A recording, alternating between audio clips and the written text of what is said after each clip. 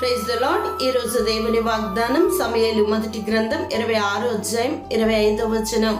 నీవు ఘనకార్యములను పూనుకొని విజయమునందుదువు గాక. ప్రియ దైవజనమా, నీవు తలపెట్టు ప్రతి కార్యములో ప్రతి పనిలో విజయం సాధించాలని ఆరాటపడుతూ ఉన్నట్లయితే ఖచ్చితంగా నీ దేవుడు నీకు విజయం ఇచ్చును. ఎందుకనగా విజయం మనిషికి నెమ్మదితో పాటు ఆనందాన్ని, గౌరవాన్ని, ఘనతను, గుర్తింపును ఇస్తుంది. గనుక ప్రతి విషయంలో మనిషికి విజయం కావాలి. కాబట్టి నీవు బలము పొంది ధైర్యము తెచ్చుకొని పని పూనుకొనుము. భయపడకము, వెరవకము. నీ దేవుడే నీ యెహోవా నీతో కూడా ఉండును. నీ పని అంతయు నీవు ముగించే వరకు ఆయన నిన్నెంత మాత్రమును విడువకయుండును.